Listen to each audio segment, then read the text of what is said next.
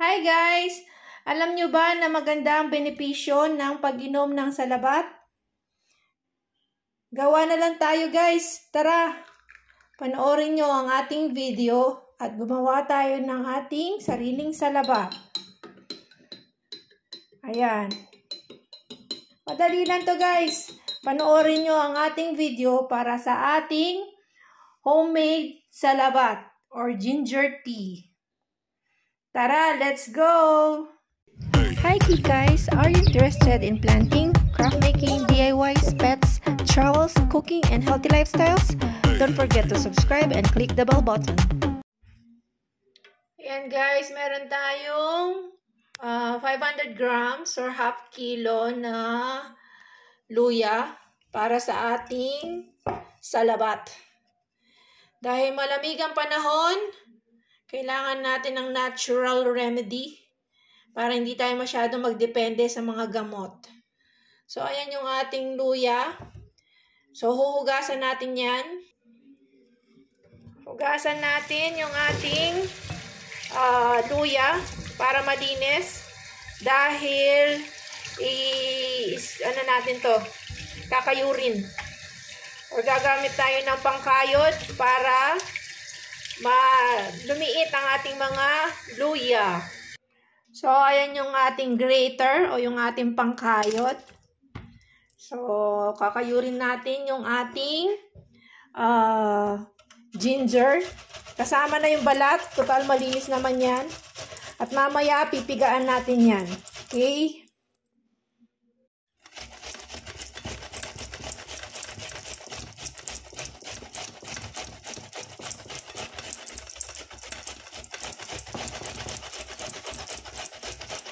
Ayan yung ating ginagayat na luya.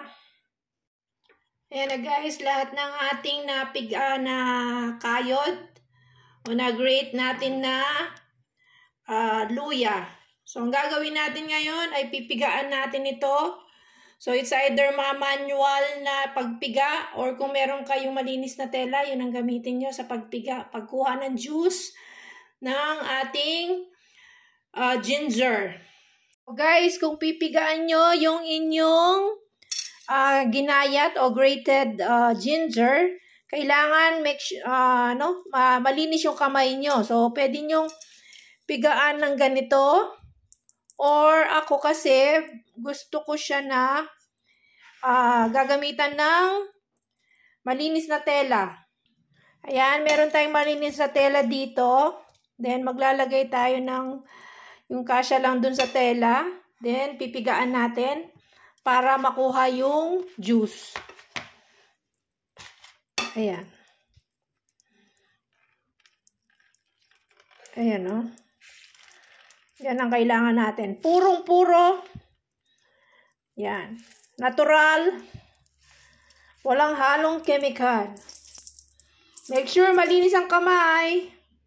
Ayan na guys, yung nakuha natin na ginger juice. Nakakuha tayo ng 1.5 cups na juice mula sa ating piniga at ginrate na ginger. Tapos, lalagyan natin ng 1 cup na asukal. Ayan.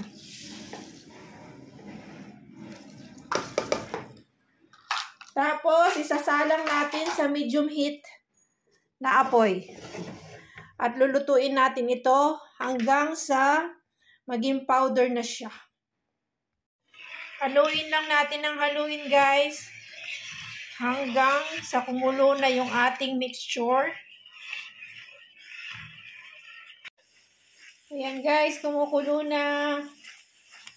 Medyo matagal pa to kaya walang tigil ang halo.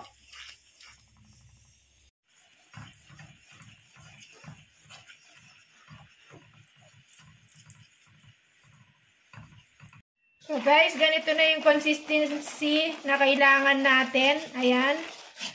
Dito nag-ano na siya. Nagpa-powderize na. So pag ganito na yung consistency ng inyong mixture, pwede nyo na patayin sa apoy. Ayan. At tuloy-tuloy lang ang inyong paghalo para maging powderize yung ating mixture at maging salabat na siya. Ayan. So, nakikita nyo dito, nagpa-powderize na siya kaagad. Excited na siya. Pag na-powderize na, papakita ko rin sa inyo. During the process. Ayan. Konti na lang, nagpa-powderize na guys. Ayan, hindi natin siya pwedeng tigilan. Ayan. Nagpa-powderize na yung ating mixture, guys. Tuloy-tuloy lang yung ating paghalo. Ayan, o. Ayan na yung ating mixture, guys. Powderize na. O, diba? Napakadali. Hindi nga lang natin to pwedeng tigilan para hindi siya mamuo. Dapat maging powder talaga siya. Ayan, o. Diba? Tapos, pag lumamig na, pwede natin ilagay sa ating tight container. Ayan na guys, yung ating salabat na na-powderize na. Linagay ko na siya kaagad dito sa bote. Hindi ko na napakita sa inyo. Ayan, meron na tayong ready-made na ginger powder or salabat. Thanks for watching. God bless everyone.